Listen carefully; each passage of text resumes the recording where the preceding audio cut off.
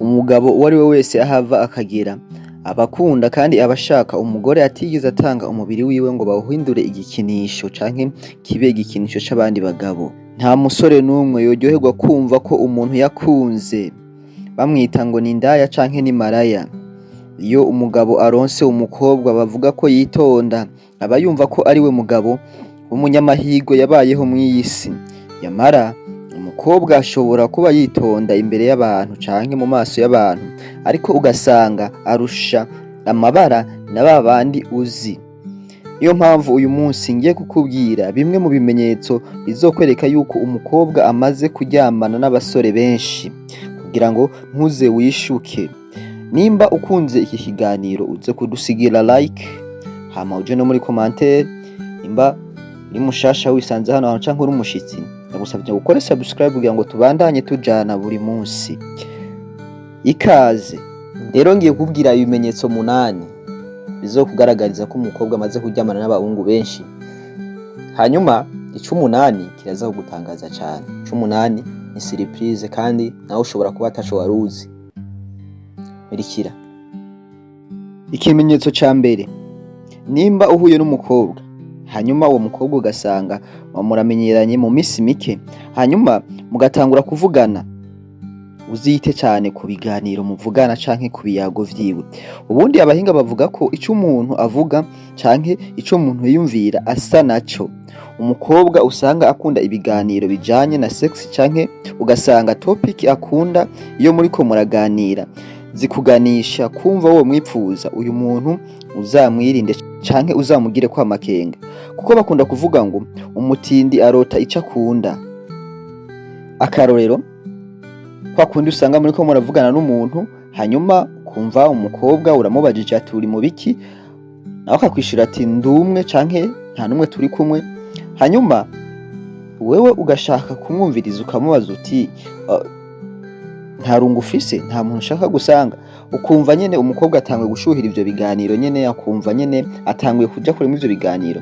Rimwe na rimwe ari gihe abakobwa babikora nko kumenga ni blague, ariko mu vy'ukuri abahinga bavuga yuko umukobwa atakintu na kimwe akora atampamvu, atakintu na kimwe akora adafise ko iciyumviro. Rero naho bivuga muri blague rishobora kuba rimwe kabiri gatatu ugasanga irya kane bibaye serie. Rero menya yuko ivyo biganiro umuganiriza atari we wenyene, kuko umukobwa usanga avugana n'abahungu benshi, bizotangura mu biganiro hanyuma usange bihereye mu bikorwa. Kandi umukobwa ntashobora kukuganiriza ivyo bintu mutamenyeranye, canke n'umukobwa ntashobora kuganiriza ivyo bintu ari rya mbere, kubera yuko abakobwa n'abantu bagira amasoni, ariko iyo amaze kumenyera ibintu niyo bantu ba mbere bashira isoni. Rero nihura n'umukobwa irya mbere ugasanga ariko kuganiriza ibiganiro bikuganisha kumwipfuza canke bikuganisha mu bindi bintu, uzumenye yuko uyu mukobwa atari rya mbere ivyo bintu abiganiriyeko, canke ukumva ariho uduterume ariko arakoresha mu kukuganiriza, uzomenye yuko ivyo biganiro atari rya mbere kandi ashobora kuba abikora cane canke abikunda cane. Ikimenyetso ca kabiri kikwereka yuko umukobwa amaze kuryamana n'abantu benshi, nuhura n'umukobwa ugasanga yitaho cane ibice bimwe bimwe vy'umubiri wiwe, uyu nawe uzumugereka amakenga. Aha ndashaka nsobanura ibintu canke ndashaka untahure. Sivuze ko umukobwa adakwiriye kwiyitaho, oya, ahubwo ni vyiza cane yuko umukobwa yitaho, ariko hari uburyo usanga umukobwa yitaho nawe ugasanga biriko bitera urujijo mu bantu, canke uriko usanga bitera amakenga. Cyane cyane hariho nk'ibice bimwe bimwe usanga abakobwa bamwe bamwe bitaho cane, ugahita umenya ico agamije canke ico ashaka canke ico abikorera.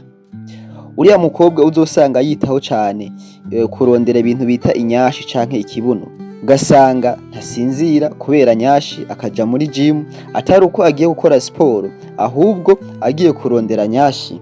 Nanje ndashaka mu nyishure tutabeshanye, umuntu agiye kurondera nyashi abashaka iki canke abashaka yuko imuganisha hehe? Iyo umuntu usanze canke iyo umukobwa ubonye ari nk'ibi bintu canke agiye kurondera ibi bintu, menya yuko hariho impamvu ibimutumye, kandi impamvu si yindi, impamvu no gushaka gukurura abagabo, ni ugushaka gukurura igitsina gabo kugira ngo kimwiruke inyuma, kandi iyo kimaze kumwiruka inyuma nta kindi aba ashaka kuryamana nabo. Kandi akenshi abantu bagenda kurondera nyashi ni umuntu aba yarakoze ivyo bintu kenshi akasigara abona umenga ntiyuzuye, ntameze neza, canke abagabo ugasanga batanguye kumubwira ngo wewe nta nyashi ufise canke iki, akaca avuga ati aho bigeze reka nanje ngende kurondera nyashi kubera bamaze kubimbwira kenshi. Nta mukobwa n'umwe uzokumva yaduka ngo agiye kurondera nyashi atazi iki akamaro kayo, canke ata muntu arayimubwira, canke ata muntu aramukorakora yumve yuko atayihari. Rero umukobwa usanga yita ku iki gice cane nawe uzumugireko amakenga, kubera yuko uyu mukobwa aba amaze gukina nyinshi. Niyo mpamvu usanga abakobwa bamwe iyo vyanse niyo nyashi bahagenda kuyirondera bikanka, aca atangura kwiyambika uduhuzu tumufata canke uduhuzu twerekana ibice bimwe bimwe kugira ngo basi abagabo bafume babona inzobe afise, canke bafume babona uko ateye, basi bavuge ngo ni taille française, hama bamwiruka inyuma. Kubera yuko ukunda gusanga abakobwa barondera ibi bintu baba bashaka kwigarurira amaso y'abagabo, kandi abagabo nta kindi baba bashaka, nabo bashaka kumviriza canke kurya ko bumviriza ico kintu uriko urabereka ico arico. Ikimenyetso ca gatatu kikwereka yuko umukobwa amaze kuryamana n'abantu benshi, nuhura n'umukobwa ukabona akumenyereye vuba, ukabona nyene arakwisanzuye ko cane, nta hantu mwari muzinanye mbwa murahuye arakumenyereye, ukaza wumva abantu batamuvuga ngo urya mukobwa ngo ari peace, urya mukobwa ngo nta nsinga afise mu mutwe.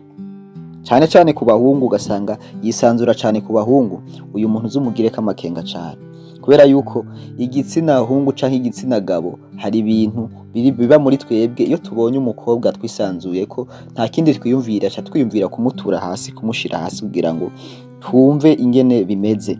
Rero nuhura n'umukobwa ugasanga akwisanzuye ko cane, kandi hataho mwari muzinanye canke mutamenyeranye cane, kumbura umugenzi arabakonekise canke muhuriye ahantu akwisanzuye ko cane, uyu muntu uzotangura kumugirako amakenga. Umuntu akwisanzura ko nkaho umenga mwarakuranye, nkaho umenga mwari musanzwe murabajama, byashika nyine umukobwa ugasanga ariko aragusaba kuza kugutemberera, ashaka kuza kuraba mu rugo, byashika kaza iwawe ugasanga arashitse arisanzuye nkuko umenga sijyambere yageze mu rugo rwawe, ugasanga ashaka kumenya ibintu byose ingene bipanze, aho bika ibirato, aho bika impuzu, jare kwinjira muri chambre yawe, ibintu bisanzwe.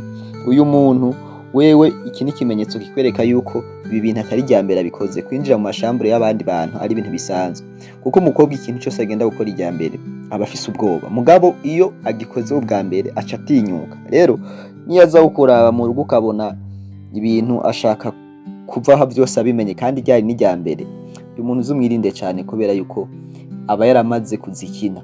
Ikindi naco arashobora kuza akijijisha akerekana yuko ataco yitayeho, ariko niwabona guma yeraguza araba utuntu n'utundi, uzumenye yuko n'uwo mukobwa aruhugira kamakenga, kubera ariko araraba kompare n'ahandi hantu amaze kwinjira, avuga atani heza gusumba kwa naka canke iyo hantu bimeze uko.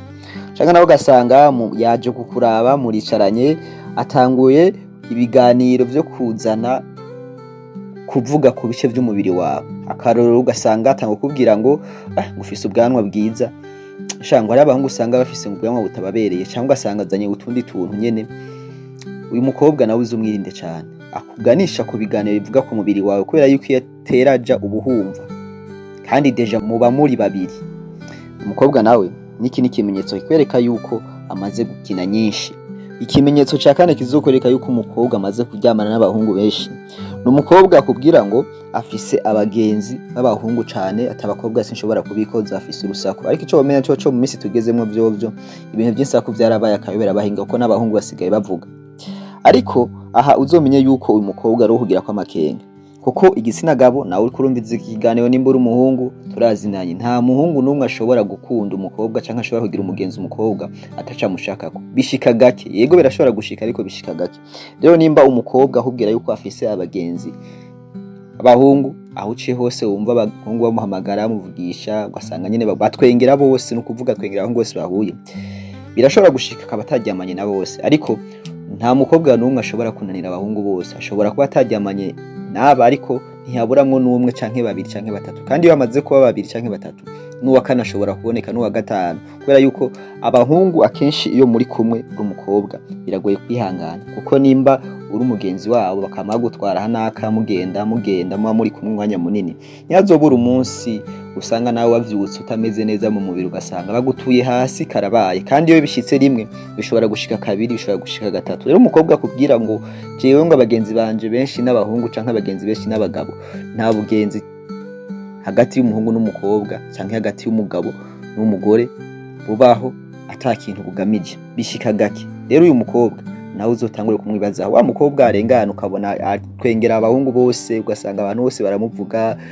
ariko arabavugisha batwengera, ndetse nta muntu arengana w'umuhungu batavuganye, cyangwa ugasanga abantu bose muri quartier baramuzi. Uyu nawe uzumwitondera cyane. N'ikindi kimenyetso, ikindi kimenyetso ca gatanu kubera yuko umukobwa amaze kuryamana n'abahungu benshi, n'umukobwa anywa inzoga nyinshi akarenzaho n'itabi. Wa wundi akunda gusohoka cyane buri munsi, yama ari mu birori, buri munsi usanga hahiye, uze mwitondere canke umubwire ko amakenga, kubera yuko mwese murabiza nta kintu kinini no kwirwa ndasobanura. Iyo umuntu yaborewe cyane canke iyo umuntu yihaye akantu k'akarukore, ico inzoga zimukoresha namwe murakizi. Ni nayo mpamvu usanga abasore baja mu tubare canke basohoka cyane batigera biyumvira kurongora abakobwa basohokana canke abakobwa bajana, kubera yuko baba bazi ukuri canke baba bazi ibibera mw'ivyo bintu.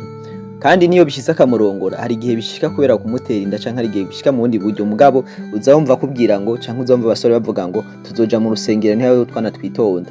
Rero kuba umukobwa anywa inzoga nyinshi canke akarenza ko itabi, iki ni kimwe mu bimenyetso. Kandi abahinga bavuga yuko iyo umukobwa amaze kuborerwa, abenshi hari ukuntu nyene mu mubiri baca biyumva, hari ukuntu pression ikiduga. Abantu muri ko mwumvize ikiganiro benshi murabizi. Rero iyo umaze kubona umukobwa anywa inzoga nyinshi, akanywa inzoga nyene akamera nk'uwataye ubwenge, akenshi ntamenya n'uwamutahanye. Kandi n'abahungu nyene bameze, iyo mwaborewe umukobwa akaborerwa cyane, bikanka nuko ataha umuhungu, ahubwo atera mutahana mu rugiwe. Kandi ibibera mu rugiwe nta muntu abimenya ibiberayo.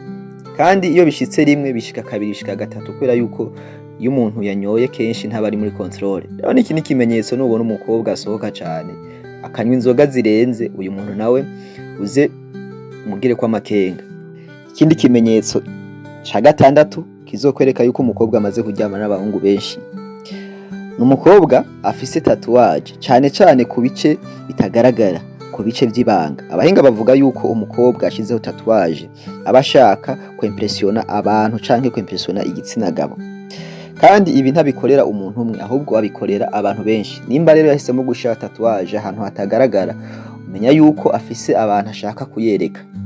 Rero ntuze wibeshe yuko iyi tatuwaje uzoyibona wenyene canke yayigushiriyeho wenyene kugira ngo uzoyibone. Umenye yuko hariho abandi benshi ashaka kuyereka. Rero ntuze wibeshe ngo uyu mukobwa ngo nahise ko tatuwaje ngo aritonda canke ikina, kubera yuko umukobwa ahisemo gushira tatuwaje hande y'ibere, cyangwa ugasanga tatuwaje yashize kwitako canke ino mu biyunguyungu, umenye yuko ashaka kwimpressiona abo bahura buri munsi canke abo bamaze kuryamana nabo, kugira ngo bamwemere canke kugira ngo bavuge ngo afise utuntu twiza ku mubiri wiwe. Rero niki ni kimenyetso kikwereka yuko umukobwa ashobora kuba amaze gukina nyinshi, kandi ni kimenyetso kikwereka yuko umukobwa yipfuza kwereka n'abandi benshi izo tatuwaje yashizeko, kubera yuko nta kintu na kimwe umuntu ashira ku mubiri wiwe adashaka kwereka abantu, kubera yuko abantu turemwe mu kwemeza abandi. Rero umukobwa amaze gushaka tatuwaje mu bice bitagaragara, abashaka kwemeza abo bazohura, kandi abo bazohura kuvuga ngo bazohura atambaye. Ikindi kintu kizokwereka ko umukobwa amaze kuryamana n'abahungu benshi canke umukobwa yifuza kuzoryamana n'abahungu benshi, kinicindwi umukobwa akoresha rezo sosiyo cyane, mugabo akazikoresha atagamije kwigisha abantu canke atagamije kugira ikintu kindi kizima yerekana, atari kwerekana uburanga bw'umubiri wiwe canke atari kwerekana uko ateye. Iki kintu ni kimwe mu bintu bikurura abagabo cyane ku marezo sosiyo. Rero nubona umukobwa apostinga ituntu canke apostinga amavideo, amafoto yerekana ikibuno canke ariko atanga utuntu tubizu, canke nato postinga izo video canke izo foto, agapostinga ifoto imeze neza ariko ugasanga caption akoresha canke amajambo akoresha nayo dutego ashaka gutega abagabo, ugasanga avuga ngo uyu mwana ni mwiza, seka neza, ngo naho yabuze umukunda. Uzomenye yuko uyu mukobwa hariho ikintu agamije canke hariho ikintu yipfuza ku basore. kandi iyo amaze kubikora rimwe kabiri gatatu rezo sosiyo n'ahantu hagutse n'ahantu hanini ashobora kuronka uwo ari we wese yipfuza. Rero abantu bariko bararaba canke abasore bariko bagutera ijisho, niwabona umukobwa akora ibi bintu uzumenye yuko atari we wa mbere uzomwandikiye canke atari we wa mbere muzoba muhuye, ariko afise abandi benshi bahuye, ahubwo asigaye abikora kugira ngo aronke benshi cyane. Niki ni ikimenyetso kizokwereka yuko uyo mukobwa amaze guhura n'abantu benshi. Hari kwa kundi usanga umukobwa yubahwa agafata n'ifoto ari muri piscine canke ari kuri piscine yambaye nka DPS ugasanga arayipostinze nyene kuri rezo sosiyo ziwe.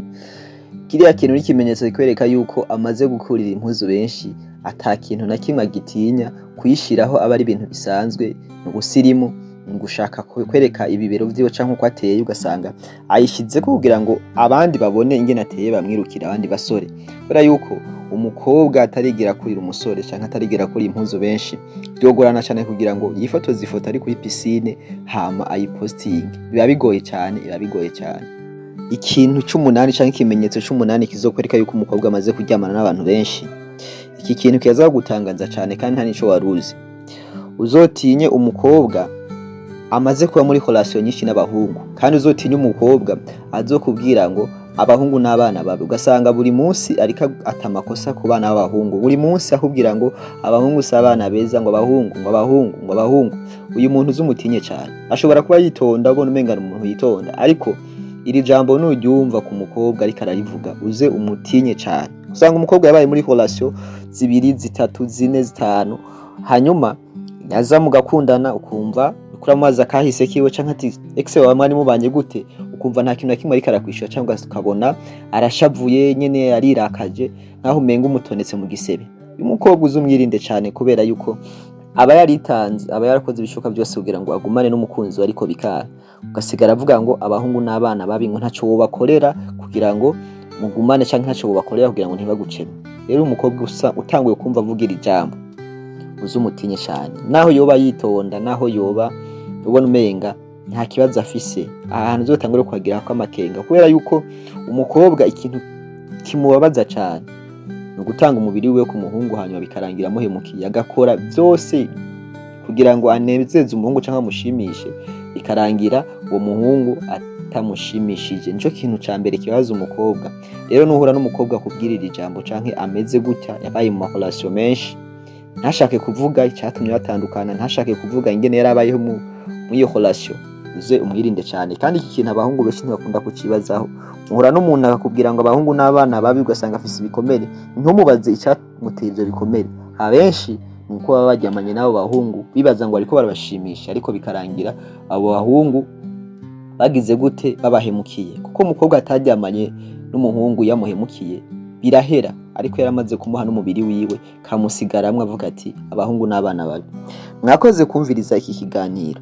Je ndabashikiriza ikiganiro ni Roy Drift. Nimba ikiganiro gikunze dusigire like, commentaire, ugira icyo bivuzeho. Murakoze cyane, duhure mu biganiro bikurikira. Ciao ciao.